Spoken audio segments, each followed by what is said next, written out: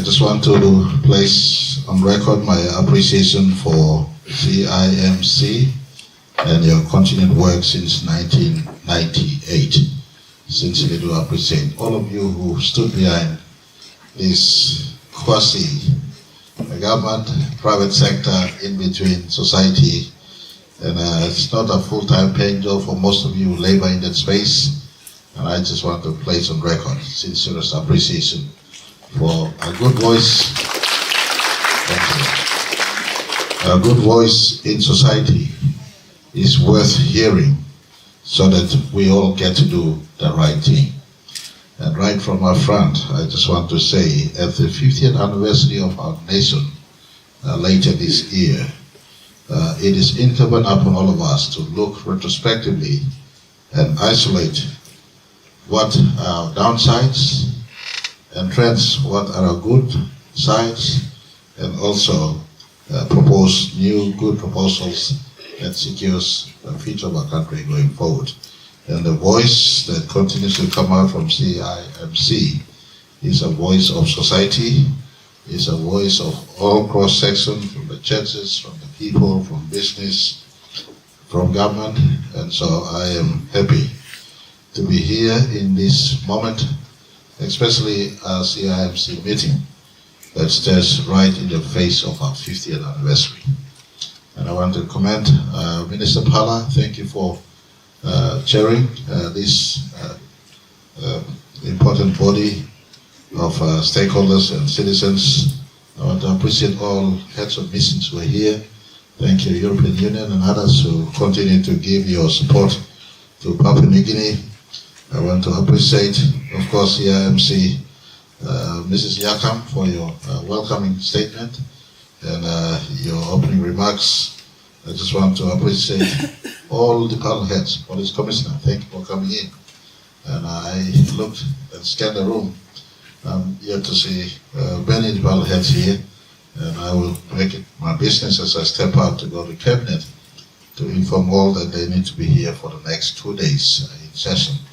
I come from a society where, in the ancient of holy words, they say, words drive society. Words can light fire or switch off fires. And so it's important to hear from the society, and I will direct and compel all department heads to be in present, especially key central agency departments, so that conversations from the floor up could find residence in these agency heads. I want to appreciate Paul Baker. Thank you. You and INA for continuously hosting CIMC. We take note of that, and I take note of Mrs. Yakam's view that since the NEC decision in 1998, it has been sort of not deeply entrenched.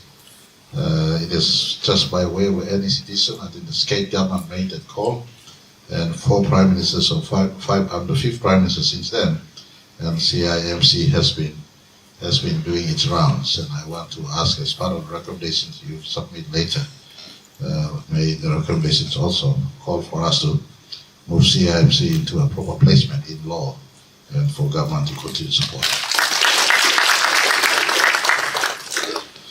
All right, I am not good in reading speeches, but let me try to read and follow in the footsteps, because I think it's very important in this conversation, especially when we're talking about charting a roadmap for the future generation and the role the rule of law can play. In a society as diverse as ours, a common rule book is important. Common rule book is important. We are the most diverse nation on planet Earth. And don't take this diversity for granted, firstly, and see it as just a light statement in passing. To manage so much diversity, at 1975, the fathers of our country did an amazing job. And of course our mothers too. They stitched together the most diverse nation on the face of planet Earth into one sovereignty. And we Since then, 50 years on, amidst all the challenges that we have faced, to maintain unity in the midst of diversity is an amazing testament and a reflection of resilience and continued shared aspirations in the midst of all our struggle that one people, one nation, one country must shine forth. I pay respect to the indigenous Motu Kweta people on whose land we sit, for instance. Elders past, generations past today, and those who will come after us. You in Motu Kweta, you have a different lifestyle, different cultures. You go out, even in Central, there's so much language groups in Central culture associated. The Koyaris on their own, the Koitas on their own, the Koilalas on their own, the Mekeos on their own, the Karikus on their own. Although they share the same plan, but different cultural society. And that's just one province. You go down Magi Highway, likewise. Very soon we'll be opening up Magi Highway, reaching into Millen Bay.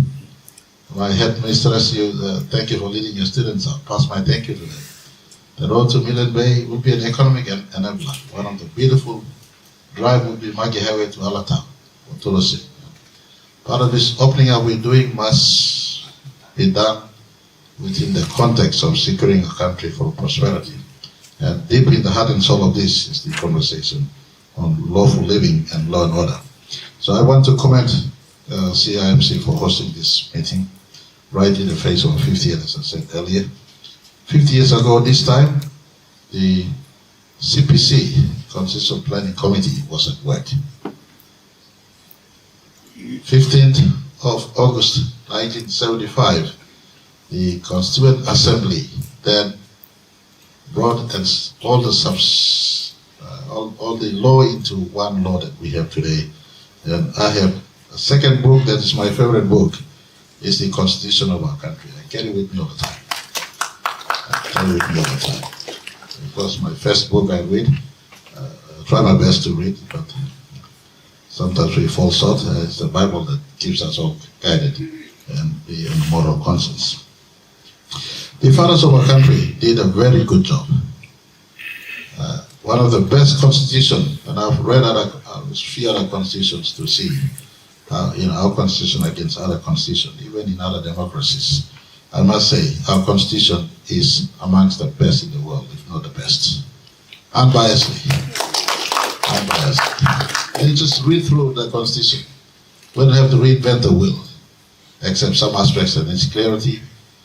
When technology has emerged, etc., we put into place, especially at the aspects of our subservient laws, where operation needs to be tidy, that can be looked at.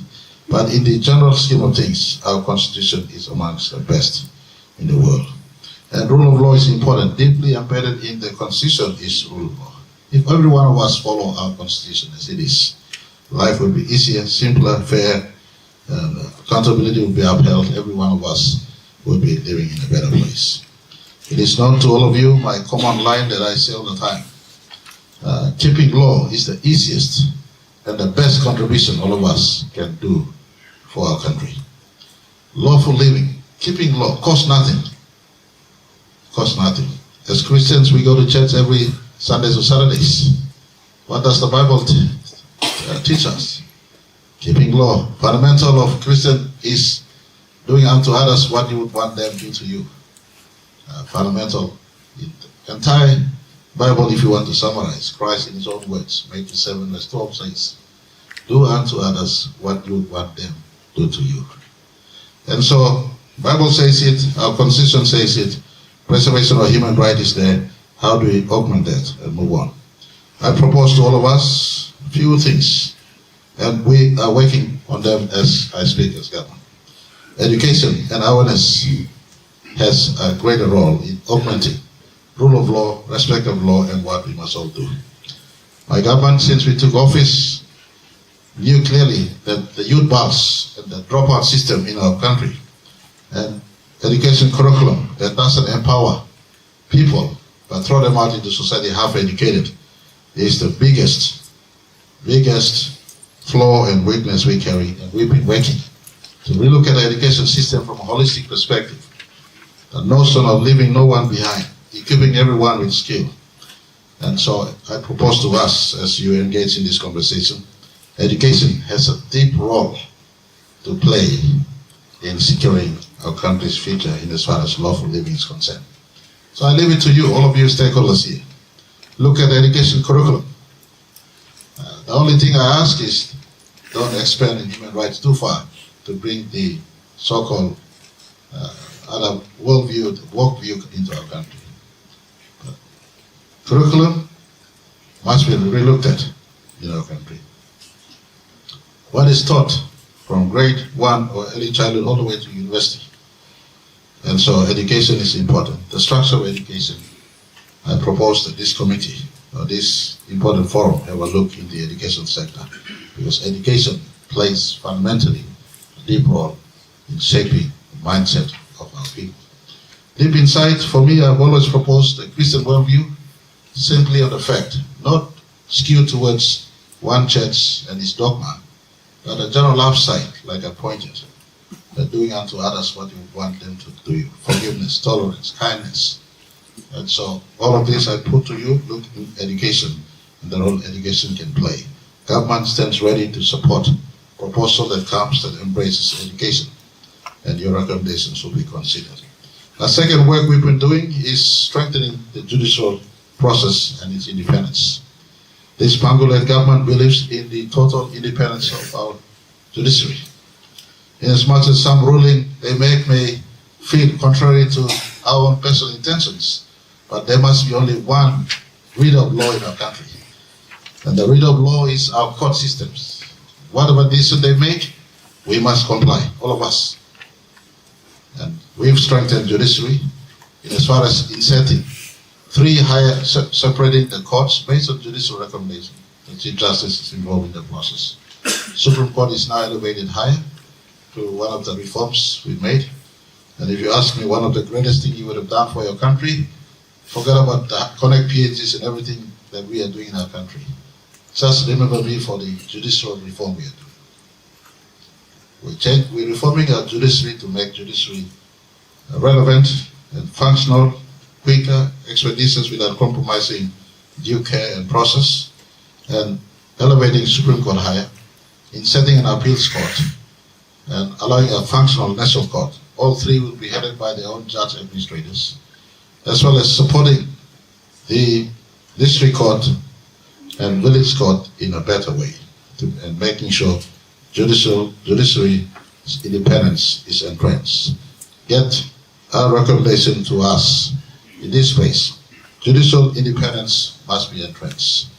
Lest we forget, 2011, politicians like me ran into a sitting Chief Justice courtroom and chased a Chief Justice out. Lest we forget.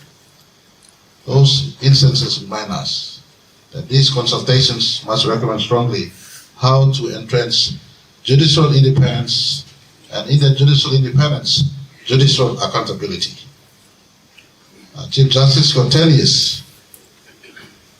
So in the restructure we're doing, I want this independent forum, because when government does a reform, there's always a view of political element into this. This body, the important body, must look into judiciary, so the judiciary is strengthened, the independence is anchored, and the vitality and functionality is given. So I have to ask all of you, look at the reform we're doing. Elevating, and this reform is done with total support from the current administration of Supreme Court and National Courts. We're elevating Supreme Court mostly to deal with Section 18 and Section 19 references, but this body here could advise us. You could deal with some of these appeals also at the highest. We're putting an appeals court in between National Court and Supreme Court, and we allow National Court to function on its own. And then, of course, strengthening of our district court, and I want to also say in our effort, this is to make justice accessible to our people. We're also strengthening village court, and I want to put to this consultation meeting, what is the role of village court? Most of the offenses in our country are summary law offenses. look at the penalties also that is given in law. How can we look at a penalty and strengthen penalty? What is the role of village courts? What is the role of customary law? I think it's about time this conversation is 50 years on.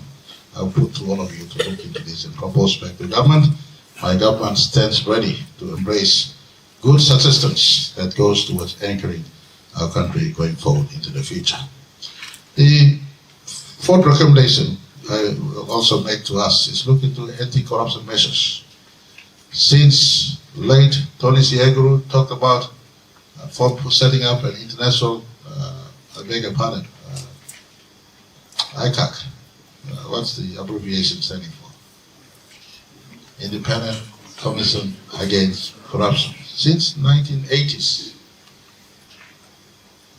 This was in circulation until we came into office in 2019, and my commitment to the country that ICAC will be delivered.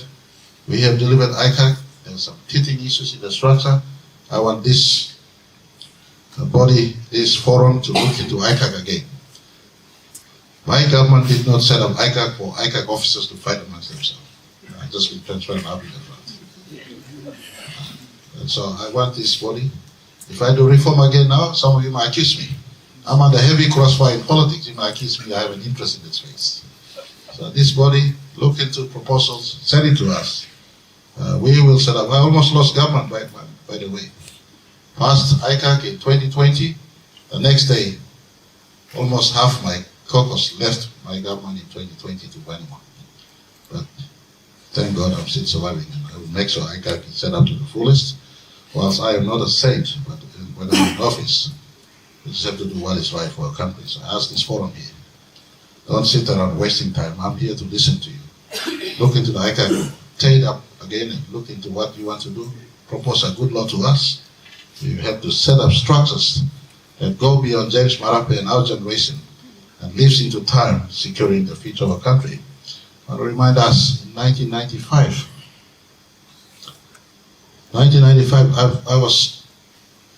I saw a John Higgins commentary in 1995. And 30 years later, how true his words still ring on. It's not James Marape commentary. Look at John Higgins commentary in 1995 when we were celebrating 20 years of independence.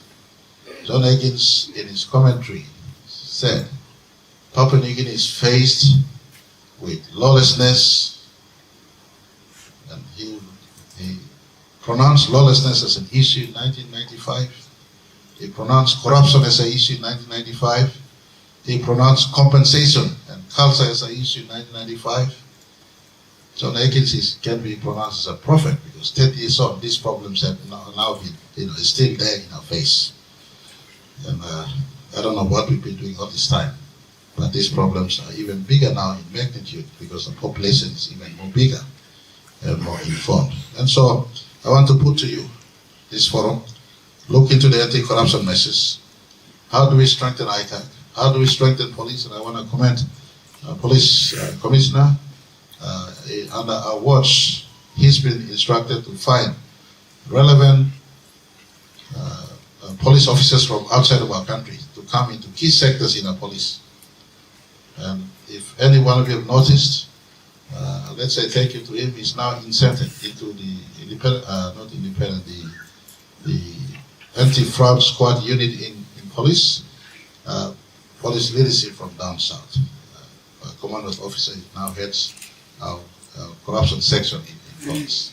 And these are little steps, but the steps is geared towards building integrity in our system, removing element of biasness and perception of biasness out, and getting the system to work. So he's been instructed to get more police officers to come in from outside of our country.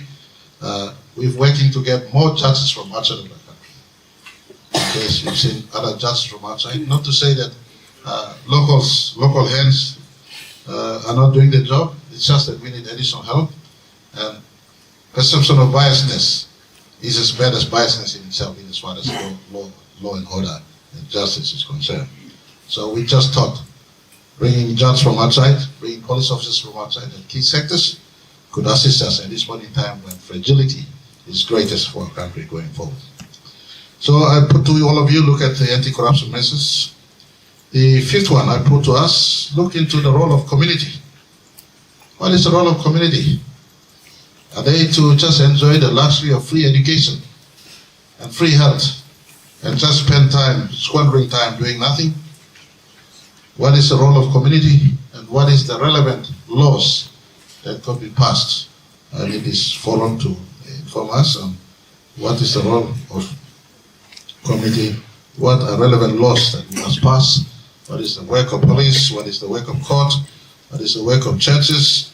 There's a great role as far as community engagement is concerned. And let's define what is the role of community. For me, to my people, my country, I just put to you that community, your number one role to your country, if you do not know, is keeping law. As simple as this. Keeping law, number one work. You're expecting Prime Minister to work 18 hours a day, non-stop. Your job is to really keep the law.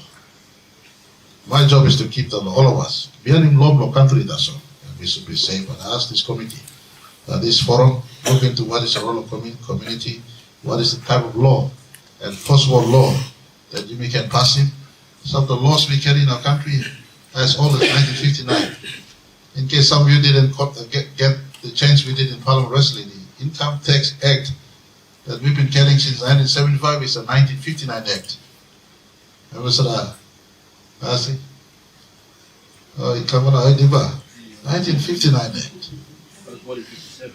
You were born in 57, so the law was passed in 1959, so you live with the law. Maybe you enjoy the benefit of this law, but I didn't. There's a law that is meant for eras of 1950s. I don't know how people missed it, but we changed it recently to update to a modern law. And so laws at the oppression level are there to be modernized, updated, based on needs as present, going forward. So what are the penalties that must be dispensed? Look at the Singapore model.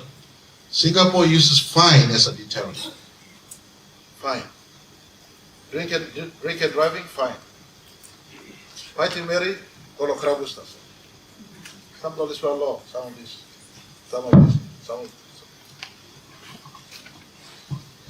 So some of these laws must be relooked.